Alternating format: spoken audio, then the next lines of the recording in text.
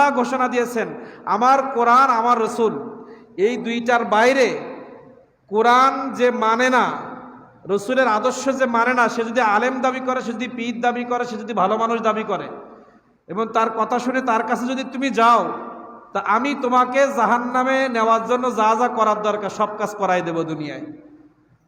আল্লাহ সহযোগিতা করে আপনার আমার গোমরাহি করাই দেবে।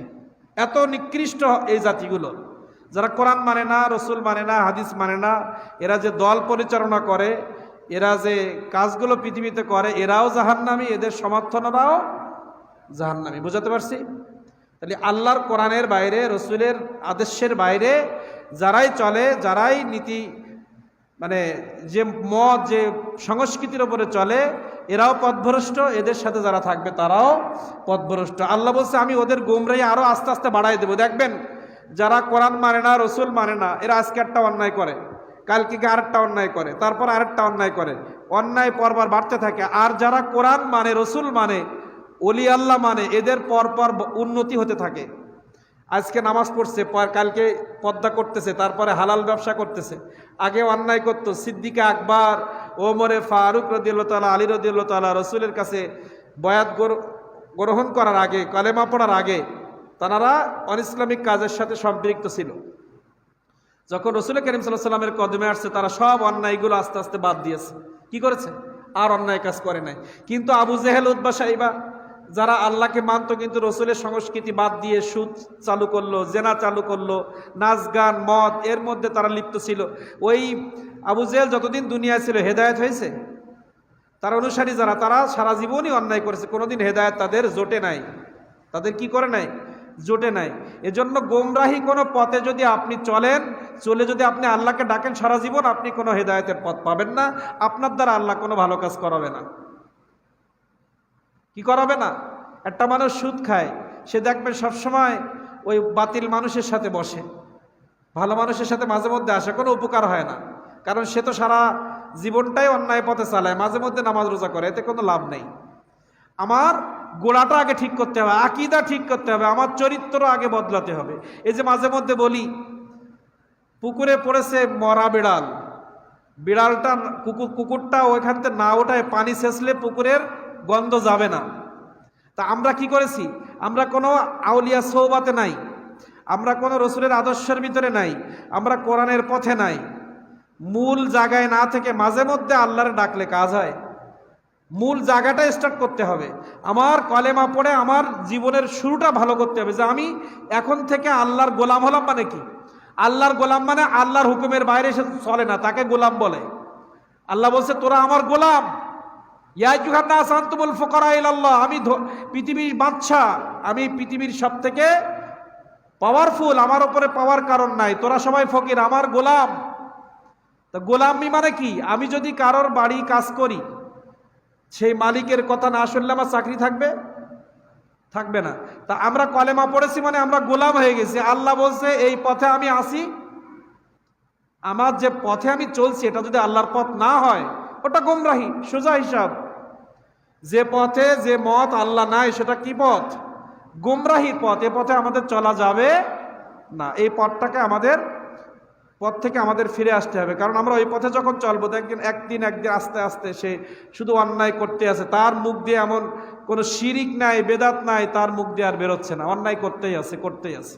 এজন্য আমাদের গোড়া ঠিক করতে হবে, প্রথম সবকটাই ঠিক করতে। দেখেন সিদ্দিকে আকবর যখন কলেমা গ্রহণ করলেন, জীবনে কোনোদিন সম্পদ রসুলের কাছে চাই নাই, রসুলের কাছে কোনো ক্ষমতা চাই নাই কোনোদিন।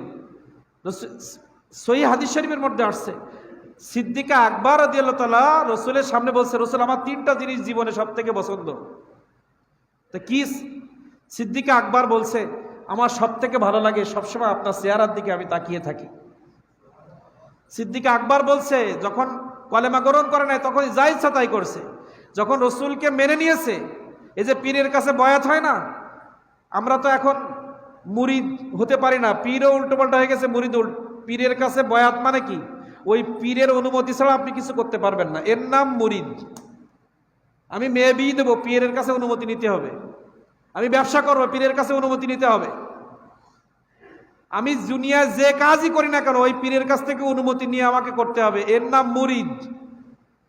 আর পীরকে যার চেহারা দেখলে আল্লাহ জিকির হয় কলবে, সে পীর।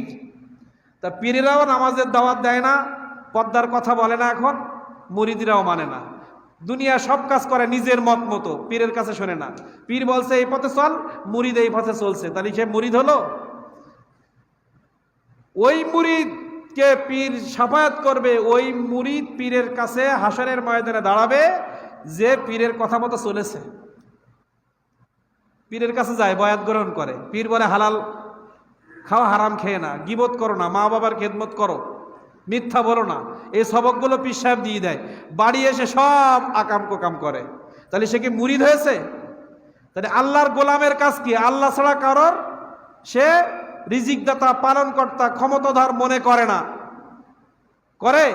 তাহলে আল্লাহর কাছে সে স্যারেন্ডার করলো, আত্মসমর্পণ করলো, আর রিজিক চাইলে আরেকজনের কাছে, ক্ষমতার মালিক আরেকজনকে বানালো। তাহলে কি হলো? গোলাম হলো। গোলামের খাতার থেকে তার নাম কেটে গেছে। মুরিদ যেমন পীরের কাছে বয়াত হওয়ার পরে পীরের সবক মানে না, সে মুরিদ থাকে না। রসুল করিম সাল্লাল্লাহু আলাইহি ওয়াসাল্লামের কাছে ইসলাম গ্রহণ করার পরে রসুলের আদর্শ না মানলে যেমন সে উম্মত হবে না, তখন আল্লাহর গোলামির পরে আল্লাহর যে বিধান সেটা না মানলে সে আল্লাহর গোলামও থাকতে পারবে না। যেমনি আমি আর বাড়ি কর্মচারী, আমার কথা না শুনলে সেই কর্মচারীকে আমি বাড়ি রাখি না, রাখি না। এখান থেকে বাস্তবতা দিয়ে আমাদেরকে বুঝতে হবে। তা আল্লাহ রাব্বুল আলামিন এই কোরআন মাজিদের কসম এজন্য কেটেছেন, এর গুরুত্ব বোঝানোর জন্য, যে এই কিতাব ছাড়া হেদায়েতের কোনো পথ তোমাদের নাই। হাকিম, শুধু তাই নয়, আল্লাহ তাআলা বলছেন এই কোরআন মাজিদটা বিজ্ঞানময় কোরআন। কি কোরআন? বিজ্ঞানময় কোরআন, গবেষণামূলক কোরআন। আল্লাহ তাআলা বলছেন, এই হাকিমের ব্যাখ্যা মুফাসসিরে কেরাম করেছেন তিনটা। একটা হচ্ছে হাকিম মানে ইলম, জ্ঞান। হাকিম মানে কি? ইলম। হাকিম মানে সুন্নাহ। হাকিম মানে দলিল। এই কোরআন মাজিদ দলিল না? নামাজের দলিল আমরা কোথায় খুঁজি? জমির দলিলে না কোরআনের মধ্যে? নামাজ যে পড়তে হবে এর প্রমাণ আমরা কি কোনো উকিলের কাছ থেকে জানি, না আলেম ওলামার কাছ থেকে জানি? আমি যে নামাজ পড়বো, আমি যে মুসলমান হব, আমি যে রসুলের আদর্শ মেনে চলবো, আমি যে নামাজ রোজা করব, হজ যাকাত দেব, এর দলিল কোথায়? কোরআন মাজিদের মধ্যে।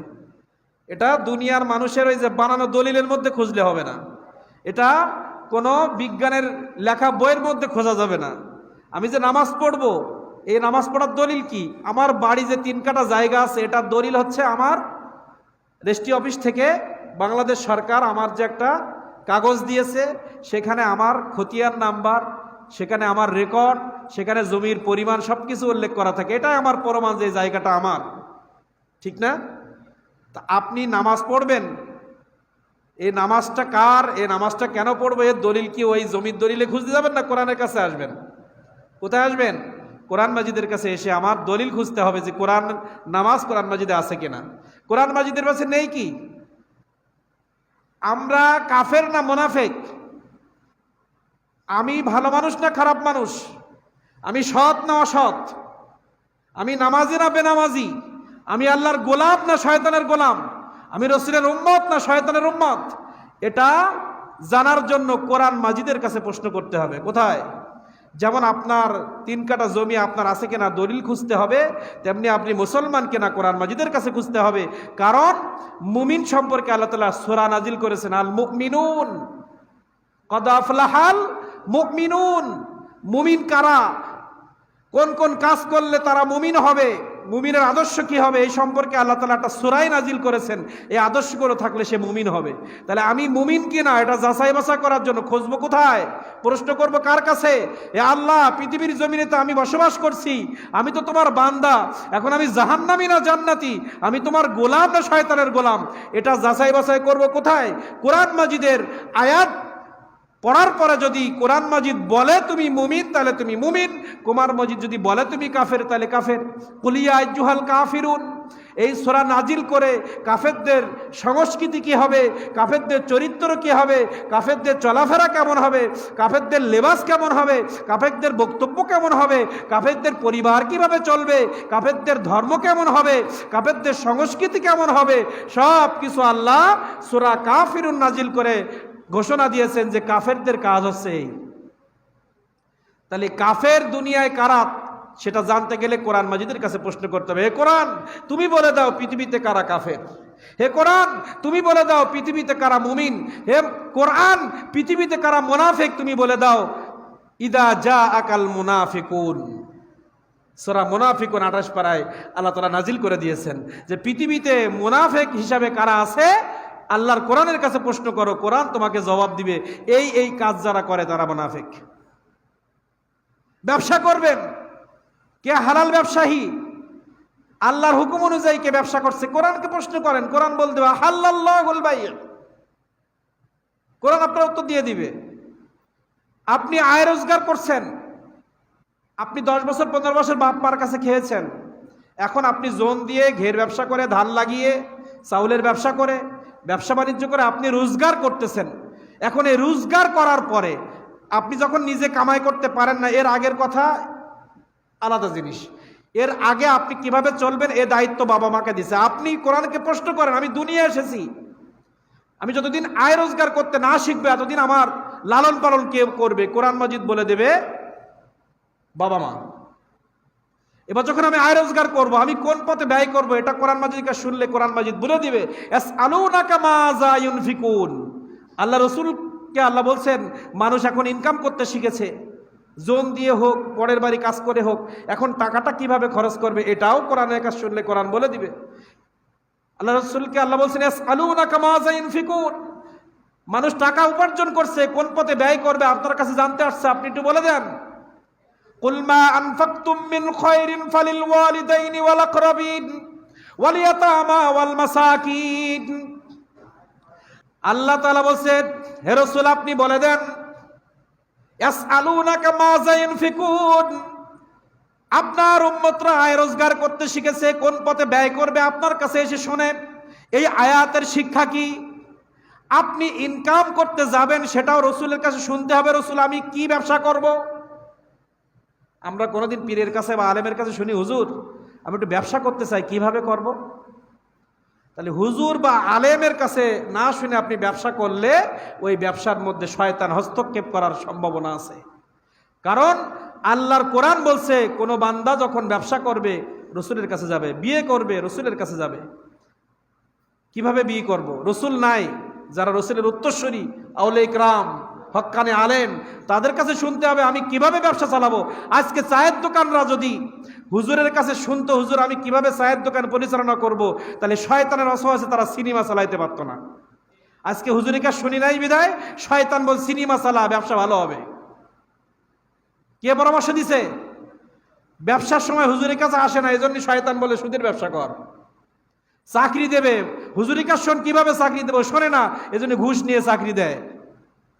পিতামাতাকে লালন পালন করতে হবে, কোরআনের কাছে শোনে না, আমি বাপ মাকে কিভাবে খেদমত করব।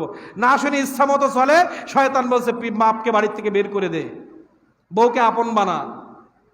যখন আপনি কোরআন মাজিদের কাছে আসবেন না, যখন আপনি কোরআনের ধারক বাহকের কাছে আসবেন না, যখন আপনি আউলিয়া ইকরামের কাছে আসবেন না, যখন হক্কালি কালেমের সোহবতে আপনি আসবেন না, তখন শয়তান আপনাকে বিভিন্ন কুমন্ত্রণা, বিভিন্ন মানুষের সৌরাত ধরে আপনার এসে বলবে। অনেক সময় বলে না এই বাসা সব জায়গায় চায়ের দোকান দিয়েছে, তুই একটা টিভি কেন, একটা বোর্ড কেন, তোর ব্যবসা ভালো চলবে। অনেকে এসে পরামর্শ দেয় না হুজুর একটা দোকান দেন ভালো চলবে, একটা টিভি আনেন ভালো চলবে। তার মানে আমি আমার গার্জিয়ান শূন্য, আমার গার্জিয়ান যদি কোনো অলি হয়, কোনো আলেম হয়, কোনো বেনামাজি এসে আমার পরামর্শ দিলে আমি তারটা নেব না, আমি আউলিয়া ইকরামেরটা নেব। যখনই আমি সৌবাত থেকে দূরে সরে যাচ্ছি তখন শয়তানের ছদ্মবেশে শয়তান একজন শরীরে রক্তের মধ্যে ঢুকে ওর ব্রেনের মধ্যে পরামর্শ দিয়ে ওর দ্বারা আরেকজনকে ক্ষতি করছে। এই দুনিয়া ধ্বংসের দিকে কেন গেছে? আজকে ফিলিস্তিন ধ্বংস হচ্ছে, আল্লাহ তাআলা তাদের সবাইকে জান্নাত দিবে ইনশাআল্লাহ, কিন্তু তাদের ধ্বংসের পিছনে কারণ আছে। আজকে ফিলিস্তিনের মুসলমান জিন্স প্যান্ট পরছে, ফিলিস্তিনের মুসলমান আজকে ইহুদিদের পণ্য ব্যবহার করছে, যে নাপাক, ইহুদিরা যে পণ্য বানায় এগুলো নাপাক, আমরাও ব্যবহার করছি। এজন্য আমাদের ভিতরে আজকে চরিত্র বলে কিছু নাই, ওই খেয়ে খেয়ে আমাদের চরিত্র নষ্ট হয়ে যাচ্ছে। মুসলমান আজকে যে পণ্য তৈরি করে সেটা আমরা হাত দিই না, ইহুদি খ্রিস্টানদের পণ্য আমরা খেয়ে খেয়ে আমাদের ঈমান দুর্বল হয়ে গেছে। আজকে সারা বিশ্বের মুসলমান আজকে ক্ষতিগ্রস্ত কেন? মুসলমান আজকে আলেম ওলামা আউলিয়া ইকরামের সৌবাত নেই তাদের। এই জুমার দিন হুজুরের কথা শুনছি, এরপরে গিয়ে শয়তানের সাথে মিশতেছি, মিশে আমরা বিভিন্ন শয়তানি কাজে লিপ্ত হয়ে যাচ্ছি। এজন্য আল্লাহ রাব্বুল আলামিন বলেন, হেদায়েত কোরআন ছাড়া কেউ তোমাকে দিতে পারবে না। এখন কোরআন তো আপনি পড়তে পারেন না, কোরআনের কাছে হেদায়েত কিভাবে নেবেন? আল্লাহ বলছে, আল কোরআনিল হাকিম, জ্ঞান গর্ভ কোরআন, বিজ্ঞানময় কোরআন, যে কোরআনের মধ্যে শয়তানের সবল স্পর্শ করার ক্ষমতা নাই। ইউরিদুনা লিইউতফিউ নূরাল্লাহি বিআফওয়াহিহিম, সূরা সফের মধ্যে আল্লাহ রাব্বুল আলামিন বললেন, ইউরিদুনা লিইউতফিউ নূরাল্লাহি বিআফওয়াহিহিম ওয়াল্লাহু মুতিম্মু নূরিহি ওয়ালাউ কারিহাল কাফিরুন। সুবহানাল্লাহ, বাড়ি কি বলেন? আস্তে বলেন, জোরে জোরে বলবেন। আল্লাহ রাব্বুল আলামিন বলছেন, ইউরিদুনা লিইউতফিউ নূরাল্লাহ, শয়তান, কাফের, বেঈমানরা কোরআনের নূরকে নিভায় দিতে চায়। কোরআনের নূরকে কি করতে চায়? নিভায় দিতে চায়। তারা কোরআনের আদর্শকে সমাজে বাস্তবায়ন করতে দিতে চায় না। কোরআন মাজিদ মানুষকে তারা পড়তে দিতে চায় না। কোরআন মাজিদের আলোচনা তারা বন্ধ করে দিতে চায়, স্টপ করে দিতে চায়। কে বলছেন? আল্লাহ তাআলা। ইউরিদুনা, তারা চায়, লিউতফিউ, নিভায় দিতে, ফু দিয়ে। এই ফু মানে বিভিন্ন কাজের মাধ্যমে। লিউতফিউ নূরাল্লাহ, আল্লাহর নূর, এই কোরআন মাজিদ, এই কোরআন মাজিদ যে সংস্কৃতির কথা বলে, এই কোরআন মাজিদ যে নামাজের কথা বলে, এই কোরআন মাজিদ যে পরিবারের কথা বলে, এই কোরআন মাজিদ যে রাষ্ট্রের কথা বলে, এই কোরআন মাজিদ যে সমাজের কথা বলে, এই কোরআন মাজিদ মানুষকে যে হেদায়েতের কথা বলে, এই হেদায়েতের কাছ থেকে শয়তানগুলো নূর, আল্লাহ নূর থেকে তাদেরকে ধ্বংস করতে চায়। বিআফওয়াহিহিম, কিন্তু আল্লাহ চ্যালেঞ্জ করে বললেন, এই কোরআন মাজিদ ফু দিয়ে নিভানো যাবে না। আল কোরআনিল হাকিম, এই কোরআন মাজিদ এমন একটি বিজ্ঞানময়, জ্ঞান গর্ভ কোরআন। এই কোরআন মাজিদ একবার যারা কলবের মধ্যে লালন করেছে, শয়তানের কুমন্ত্রণা, বাতিলের ফু দিয়ে ওই কলব থেকে কোরআনের নূরকে কোনোদিন বানচাল করা যাবে না, কোনোদিন যাবে না। এই হাকিম সেই কথাই বলে, এই কোরআন মাজিদ এমন একটা নূর, যে নূরকে কাফেররা কোনোভাবেই ধ্বংস করতে পারবে না। পারবে কাদের? যারা কোরআন মাজিদের হুকুমত মানবে না, যারা রসুলের আদর্শ মানবে না, যারা ইসলামের আদর্শ মানবে না, এই মানুষগুলোকে কাফের বেঈমানরা তাদেরকে নিয়ে বের হয়ে যাবে। কিন্তু যারা হক্কানি আউলিয়া ইকরাম, সাহাবা ইকরাম, উলামা ইকরাম, যারা হক্কানি আলেম উলামা, যারা খাঁটি মুসলমান, যাদের কলবের ভিতরে এই কোরআন মাজিদ একবার ঢুকেছে, ঈমানের সাথে আল্লাহকে ভয় করে, বিশ্বাস করে যারা কোরআন মাজিদ একবার পড়েছে, তাদের জীবন চলে যাবে, কিন্তু কোরআন মাজিদের নূর থেকে তাদেরকে কখনোই পদদলিত করা যাবে না। যাবে? আপনাদের শতবার পিটালেও নামাজ কাজা করবেন, কারণ আপনারা সেই নূরকে কলবে ধারণ করেছেন। বাতিল যতই চাপাচাপি করুক, আপনাদের মসজিদ থেকে তারা দূরে সরাতে পারবে না, রসুল থেকে আপনাদের কেউ দূরে সরাতে পারবে না। এটা চ্যালেঞ্জ কার? তাহলে আপনি আমি যদি কোরআন মাজিদ ধরতে পারি, তাহলে কোরআন বলছে এই কোরআন মাজিদের ভিতরে বাতিলের কোনো শক্তি কোরআন মাজিদে কোনোদিন ঢুকতে পারবে না, কোনোদিন পারবে না কোরআনকে ধ্বংস করতে, কোনোদিন পারবে না ইসলামকে ধ্বংস করতে। মারের পরে মার দিবে, কষ্টের পরে কষ্ট দিবে, কিন্তু যারা কোরআনকে একবার মেনে নিয়েছে, যারা আল্লাহর গোলামি একবার শুরু করেছে, যারা আল্লাহকে আল্লাহ বলে মেনে নিয়েছে, তারা কখনোই আল্লাহ থেকে ওই মানুষগুলোকে পদদলিত করতে পারবে না। কার কথা? আল্লাহ রাব্বুল আলামিনের কথা। আসেন সেই জ্ঞান গর্ব কোরআন থেকে আমরা আলোচনা করব। কি করব? আল্লাহ কসম করেছেন কোরআন মাজিদের, আল্লাহ হাকিমের কসম করেছেন জ্ঞান গর্ব। এখন মুফাসসিরে ইকরাম হাকিম মানে বলেছেন ইলম।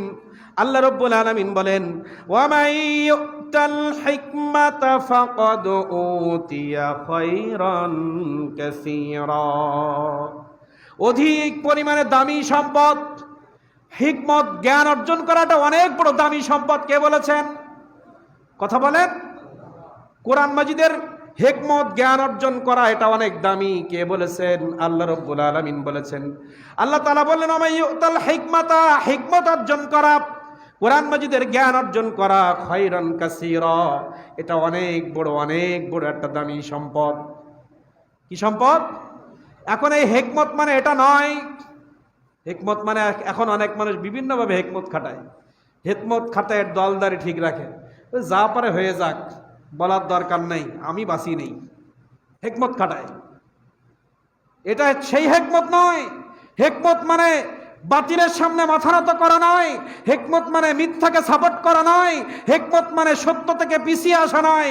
হেকমত মানে আল্লাহ তাআলা বলছেন, ইয়া আইয়ুহাল্লাযীনা আমানুত্তাকুল্লাহ ওয়া কুলু কাওলান সাদীদা। হেকমত মানে সত্য বলা, সত্য পথে চলা, এর নাম হেকমত। সত্য মানে মিথ্যা থেকে মিথ্যা বাস্তবায়ন করা, সত্য পথ থেকে পিছিয়ে আসার নাম হেকমত নয়। হেকমত মানে বিভিন্নভাবে সত্যকে সমাজের মধ্যে প্রতিষ্ঠা করার নাম হচ্ছে হেকমত। কোরআন মাজিদ আল্লাহ বলছে হেকমতের সাথে কোরআন মাজিদ বুঝতে হবে, ইচ্ছা মতো বোঝা যাবে না, জ্ঞান গর্বের সাথে কোরআন পড়তে হবে। আমরা এখন কোন রকম কোরআন মাজিদ পড়ে অজনসিয়াত করি, এজন্য আমাদের এত বিপদ। দেখেন এই হেকমতের মধ্যে কতগুলো কথা। আল্লাহ রাব্বুল আলামিন বলেন, ওমা আরসালনা ফীকুম রাসূলাম মিনকুম ইয়াতলু আলাইকুম আয়াতিহি ওয়া ইউযাক্কিকুম ওয়া ইউআল্লিমুকুমুল কিতাবা ওয়াল হিকমা। সুবহানাল্লাহ বলবেন না? এই যে হাকিম বলেছেন আল্লাহ, ওয়াল কোরআনিল হাকিম, এই হাকিমের তাফসীর করছি আপনাদের সামনে, গল্প নয়। একটা শব্দের ব্যাখ্যা বোঝাতে হলে অনেকগুলো আয়াত, অনেকগুলো হাদিস নিয়ে আসতে হয়। শুধু আয়াত পড়লাম, বাংলা অর্থ করলাম হবে না, ওই আয়াতের হক আদায় হবে না। একটা শব্দ বুঝাইতে গিয়ে রাসূল অনেক পরিশ্রম করেছেন। কেন আল্লাহ কসম করলেন কোরআন মাজিদের? কেন আল্লাহ হাকিমের কসম করলেন? এই হাকিম মানে জ্ঞান। কি জ্ঞান? সেটা আল্লাহ তাআলা বলছেন, ওমা আরসালনা ফীকুম রাসূলাম মিনকুম। এই জ্ঞান অর্জন করতে গেলে রাসূল ছাড়া পৃথিবীতে কারোর কাছে তুমি যেতে পারবে না। কেন? ওমা আরসালনা ফীকুম, আমি তোমাদের মধ্যে প্রেরণ করেছি রাসূলা, আমার রাসূলকে আমি তোমাদের কাছে প্রেরণ করেছি, মিনকুম তোমাদের জন্য, ইয়াতলু যিনি তেলাওয়াত করবেন, আলাইকুম তোমাদের কাছে, আয়াতুনা আমার নিদর্শন। কোরআন মাজিদ আল্লাহর নিদর্শন, কাবা শরীফ আল্লাহর নিদর্শন। এই কাবার ফজিলত আমার রাসূল তোমাদেরকে বর্ণনা করবে। এই জন্য তোমরা লক্ষ লক্ষ টাকা খরচ করে পায়ে হেঁটে কাবার সামনে গিয়ে কাবা তওয়াফ করবে। তাহলে কাবা শরীফ একটা আল্লাহর নিদর্শন।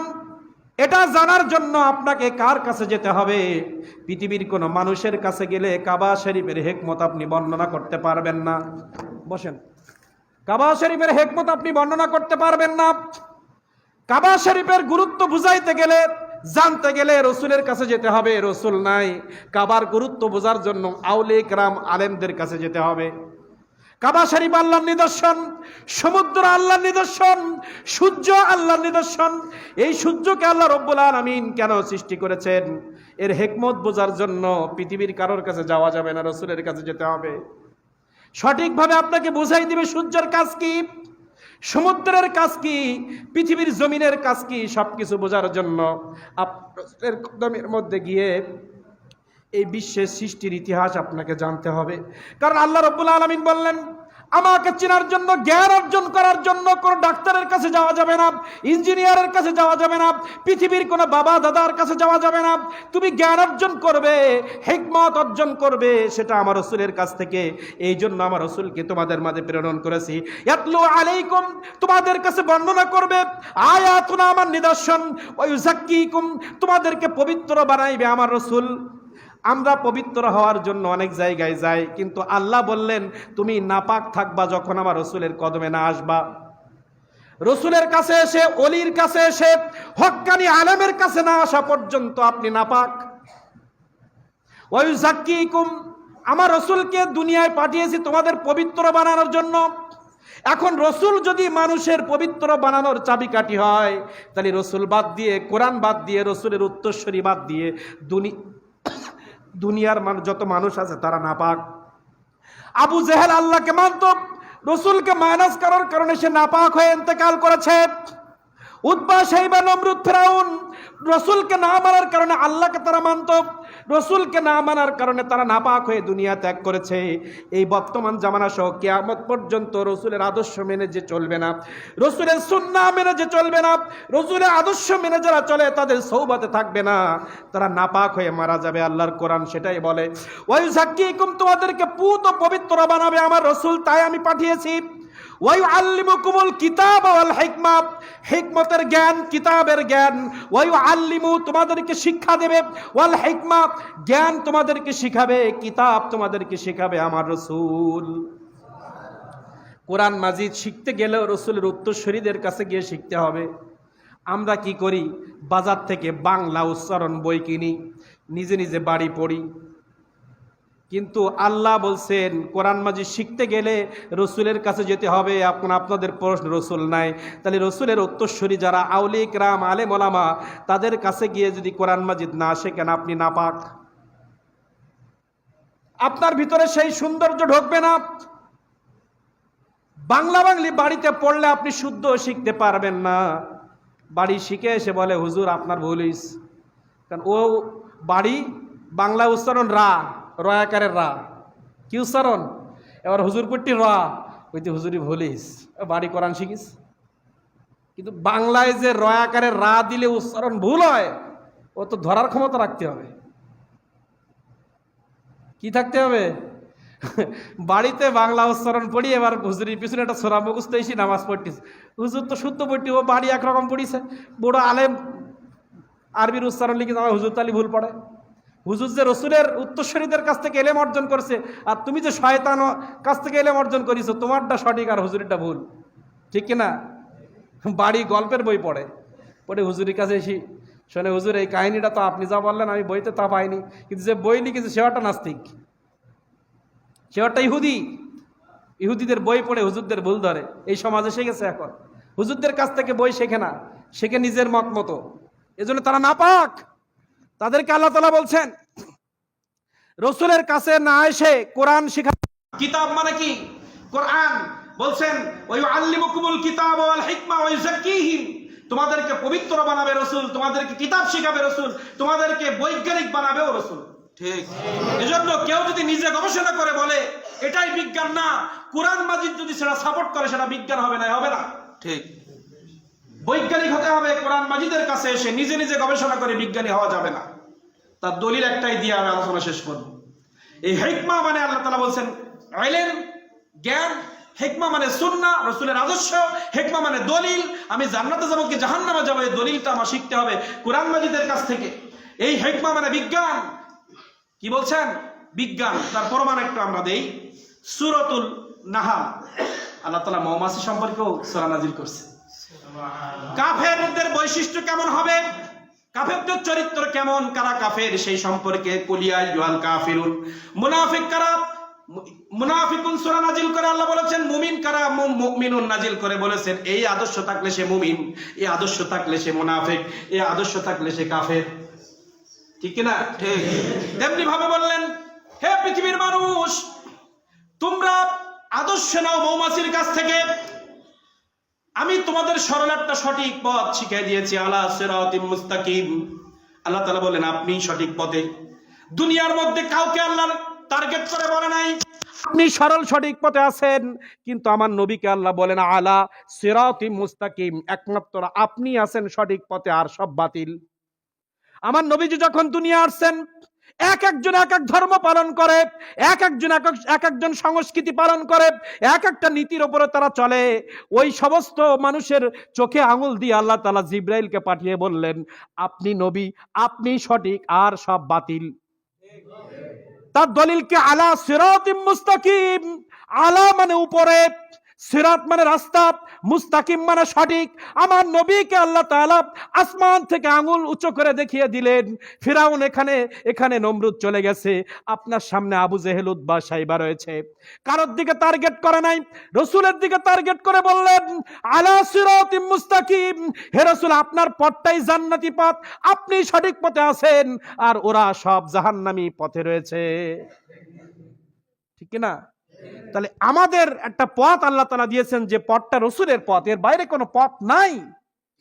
কেউ যদি রসুলের আদর্শের বাইরে দল গঠন করে চলে, ওই দলে ওটা বাতিল ঘোষণা করেছেন। আপনি যে দলের অনুসরণ করে চলবেন, আপনি যার পিছনে চলবেন, দেখবেন সে রসুলের আদর্শ মেনে চলে কিনা। তাহলে তার পিছনে চললে 24টা ঘন্টা ইবাদত হবে। আর যার ভিতরে রসুলের পথ আদর্শ নাই, এর ভিতরে 24 ঘন্টা ঘুরলে ওই 24 ঘন্টাই গুনাহ লেখা হবে আপনার আমলনামায়। এই দিক দুনিয়ায় কিভাবে চলবো কোরআনের কাছে শিখতে হবে। তাহলে আল্লাহ বললেন, তোমাদেরও আমি একটা পথ দিয়েছি, তোমরা তো দুনিয়ায় পথ মানতেছ না, একটু মৌমাছির দিকে খেয়াল করো। আমি মৌমাছিকে কি হুকুম করেছি, সে কি কিভাবে মেনেছে। এই মৌমাছির এই সূরা নাহালকে গবেষণা করে কার্বন ফ্রিজ নাম অস্ট্রেলিয়ার একজন বিজ্ঞানী, তিনি একটা বই লিখেছেন, যে বই লেখার পরে তিনি নোবেল পুরস্কার পেয়েছেন। শুধুমাত্র সূরা নাহালের যে আয়াতটি আমি পড়ছি এখন, এই আয়াতটি গবেষণা করে তিনি নোবেল পুরস্কার পেয়েছেন। পৃথিবীতে যত নোবেল বিজয়ী আছে সব কোরআন গবেষণা করে নোবেল পেয়েছে। কি পেয়েছে? নোবেল পেয়েছে। তিনি গবেষণা করে একটি বই লিখেছেন এই পিপিলিকার উপরে, মৌমাছির উপরে। সেটা হচ্ছে আল্লাহ রাব্বুল আলামিন বললেন সূরা নাহালের 68 এবং 69 নম্বর আয়াতের মধ্যে আল্লাহ বললেন, হে নবী আপনি একটু খেয়াল করে দেখেন, আপনার উম্মতদেরকে একটু ওই মৌমাছির ঘটনা একটু পড়ে শোনান, তারা কিভাবে আমার হুকুম পালন করে। আল্লাহ রাব্বুল আলামিন বললেন, ওয়াআউহা রাব্বুকা ইলান নাহলি আনিত্তাখিযি মিনাল জিবালি বুয়ুতাও ওয়া মিনাশ শাজারি ওয়া মিম্মা ইয়ারিশুন। আস্তে বলেন একটু। আল্লাহ তাআলা বললেন, ওয়াআউহা, আমি রব হুকুম করেছি, ওহী করেছি। রব্বুকা, আল্লাহ রাসূল সাহাবীদেরকে ওয়াজ করে শোনাচ্ছেন, হে সাহাবী, ওয়াআউহা রব্বুকা, আল্লাহ তাআলা হুকুম করেছেন, ওহী করেছেন। ইলান নাহলি, ইলা মানে প্রতি, দিকে, ইলা মানে কি? দিকে বা প্রতি। নাহাল মানে মৌমাছি। মৌমাছির প্রতি, মৌমাছির উপরে আল্লাহ রাব্বুল আলামিন হুকুম করেছেন। আল্লাহ রাব্বুল আলামিন, ওয়াআউহা রাব্বুকা ইলান নাহাল, হে রাসূল আপনি দেখেন আমি মৌমাছির উপরে হুকুম করেছি কি, আনিত্তাখিজি মিনাল জিবাল। আনিত্তাখিজি মানে তুমি বানাও, তুমি গ্রহণ করো, মিনাল জিবাল পাহাড়ের উপরে। মিনাল জিবাল মানে পাহাড়ের উপরে। বুয়ুতান ঘর বানাও। দেখবেন ইউটিউব খুলে দেখেন অনেক মানুষ ওই পাহাড়ের নিচে মৌমাছিরা শাক বাঁধে, কারণ এটা আল্লাহর হুকুম। তাদেরকে পাহাড়ে শাক বাঁধতে বলেছেন কে? আল্লাহ রাব্বুল আলামিন বললেন, আনিত্তাখিজি তোমরা বানাও, মিনাল জিবালি পাহাড়ের মধ্যে, বুয়ুতান তোমাদের ঘর বাড়ি। তোমরা তো দুনিয়ায় থাকবা, একটা ঘর লাগে, তোমাদের ঘর হবে পাহাড়ের মধ্যে। এই কথা বলেন কেন? এই মুরব্বি, আগে স্টপ। এই পাগল ছাগল মসজিদে আসে কেন বলেন তো? তাহলে কোরআন মাজিদের কথা হচ্ছে এটা বেয়াদবি না? কথা বলবেন, মসজিদে আসবেন না। আপনার জন্য মসজিদ না, আপনার জন্য দোকানঘাট, সিনেমা হল। এই মসজিদে আদব রক্ষা করতে হবে। তাহলে আল্লাহ রাব্বুল আলামিন বললেন, হে রাসূল দেখেন মৌমাছিকে আমি যে হুকুম করেছি, আনিত্তাখিজি তুমি বানাও, মিনাল জিবালি ঘর, বুয়ুতান তোমার একটি ঘর তুমি পাহাড়ে বানাও, অমিনাশ শাজারি গাছের মধ্যে তুমি ঘর বানাও। মৌমাছিকে বলছে, দেখবেন গাছের ডালে মৌমাছি বাসা বানায়, এটা কার হুকুম? এই তিনটার বাইরে মৌমাছি কোথাও বাসা বানায় না, কারণ সারাটা জীবন তারা আল্লাহর গোলামি করে আসছে। তাহলে পাহাড়ের মধ্যে ঘর বানাইতে বললেন, অমিনাশ শাজারি গাছের মধ্যে মৌমাছিকে ঘর বানাতে বললেন, অমিম্মা ইয়ারিশুন এবং বলেন উঁচু করে বানাইবা যাতে আমার বান্দার কষ্ট না হয়। এমন জায়গায় বানাইবা না আমার বান্দা চলাফেরা করতে অসুবিধা হয়। পাহাড়ের মধ্যে আমার বান্দা যায় না, সেখানে বানাও, আমার বান্দার চলাফেরার ক্ষতি হবে না। তোমার বান্দার সামনে যদি তুমি ঘুরে বেড়াও আমার বান্দার ক্ষতি হবে, কামড় দিলে কষ্ট পাবে। আজকে যদি বলতো মসজিদের সামনে ঘর বানাও, মসজিদে ঢোকার সময় কামড় দিত, অমুকের বাড়ির মধ্যে গিয়ে ঘর বানাও। আল্লাহ কেন পাহাড়ে বললেন? আল্লাহ রাব্বুল আলামিন বলতে পারতেন পৃথিবীর জমিনে আমার বান্দারা যে অট্টালিকা বানিয়েছে, যে ঘর বানিয়েছে, ওই ঘরের বাসায় গিয়ে তুমি চাক বানাও, তাহলে আমরা ক্ষতিগ্রস্ত হয়ে যেতাম।